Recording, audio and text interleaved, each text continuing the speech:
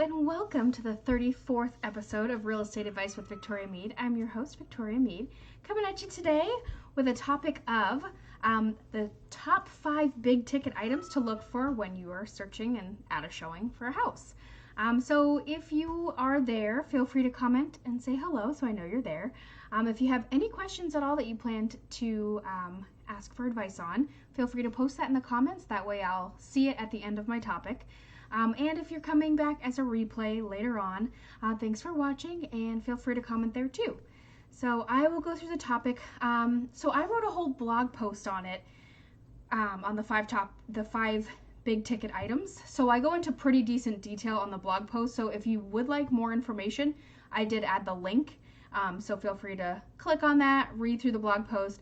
I worked pretty hard on it and I hope that you find some information in it, good and something you didn't know before.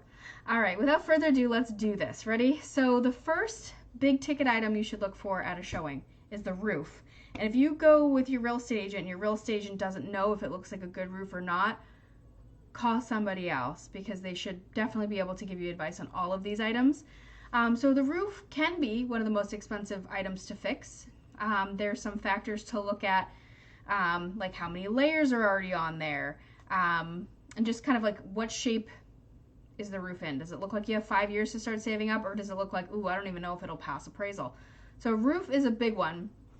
The next one is the heating system, and I had hot water in my blog too on it. So heating and hot water, so depending on if it's combined or separate, doesn't matter. I mean, a hot water heater is not crazy expensive to replace, but it's still something to think about, and the damage it could potentially cause for bursting when it goes bad is pretty good too.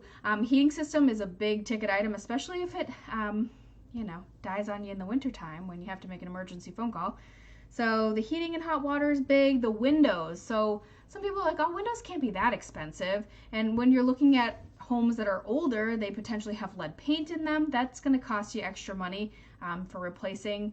And just basically if like you have big windows or just windows are expensive and they add up pretty quick, especially even in a small house. It could be a lot of money to replace windows, so keep an eye on those. Make sure they look newer, not super drafty.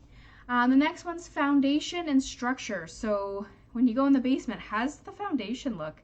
Even outside, how does the foundation look? And the overall structure, is it a newer built house but it has a lot of slanted floors? It looks kind of sketchy. Is there a lot of temporary columns downstairs? Just things to look at. And the last one is electrical and plumbing. So I don't know if you've hired a plumber anytime like recent, but they're expensive. And same with the electricians. I mean, they have a lot to do, and time it takes to fix things.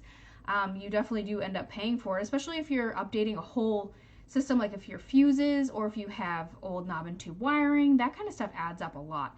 So just look at the electrical and plumbing, see if they look older, or if like some of the cast iron is rusting, it looks like it could just not explode, but if it will just give out at any time, that kind of stuff. So just keep an eye on the big ticket items because they all add up, and you're spending a lot of money to buy a house. So last thing you want to do is buy a house and then have a lot of money that you need to fix it afterwards. So all right, that's done with my topic. I feel like I just lectured you. Sorry about that. All right, let's see if we have any comments. Doesn't look like it. Perfect. Well, if you think of any questions that you'd like to ask in the future, feel free to come back. I am going to be live again at 7 p.m. on the 6th of April, which is next Wednesday. So feel free to come back if you'd like, or feel free if you want to comment in the comments later. I can always take your question and answer it next time too. So, all right. Well, thanks for watching. Have an awesome week. I'll see you guys later. Bye.